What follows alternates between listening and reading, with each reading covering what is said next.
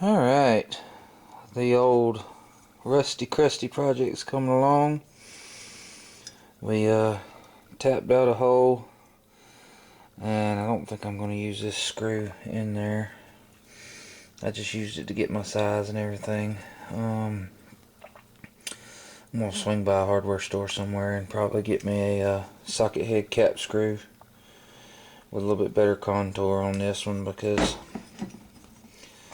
if not, you see when you're holding the firearm, this is gonna be anyway. So I'm gonna try and might even get a countersink bit and countersink that hole a little bit. We drilled it all the way through and tapped it, so I got the screw in there. But I did find one little thing I wasn't happy about, and it's probably been this way for a long time. If you can see, there's a crack.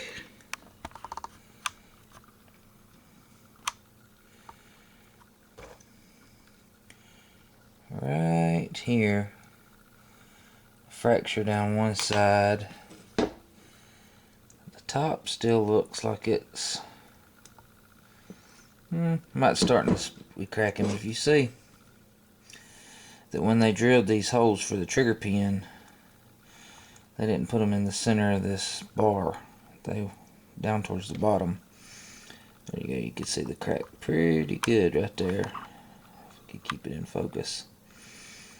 So basically what I'm going to do is I'm going to take this to a buddy of mine, and he does TIG welding, and I'm going to get him to TIG this up. And if you see on the other side too, it's cracked. It's not broke, but it's cracked right here. You can see right there where they drilled from the factory. They drilled the hole right at the edge. So basically what I'll do is I'll get him to take and if you look at that one, it's almost all the way through there. But anyways, I'll get him to do a pull on the outside and fill all this in, and then we'll have all that squared away, because basically all this is where your trigger goes in, and your trigger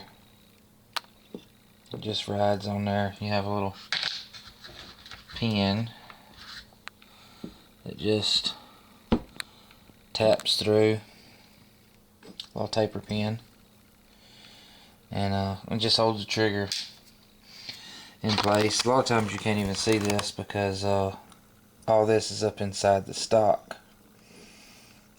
See if I can grab a stock right quick and show you. Basically, you can see the stock fits up inside there. So the only part you'll even be able to tell is right here. And I didn't know it, but like I said, it was a old Rusty Crusty gun. This is a stock off of another. This is off of the 16 gauge that I'm doing for my daughter. If you watch the old videos where I drilled and pinned it, I hadn't done the final sanding on it because it's going to have to be coated before I'm going to have to put a base layer on this, and I'm going to do all my final sanding just before I do that, because we're actually probably going to do a hydro dip on this one. So we'll put that one back aside. But I just figured I would give you a little update. Like I said, we're going to take care of those little spots there, and then I'm going to take and clean all of these parts up, all the Rusty Crusty parts, because they are rusty and crusty.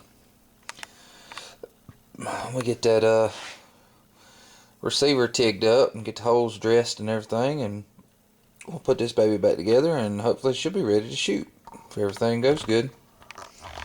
If not, we'll go back to the drawing board.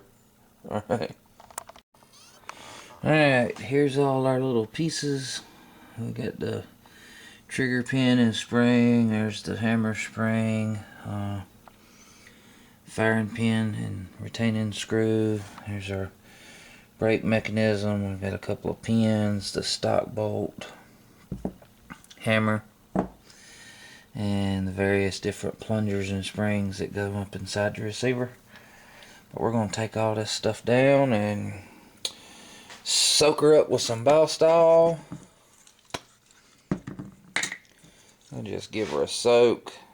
Just squirt everything down.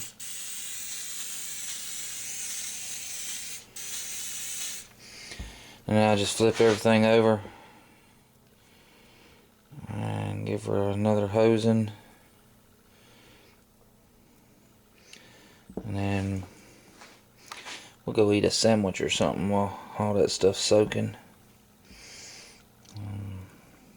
Come back and see what we can do as far as scrubbing all this stuff up.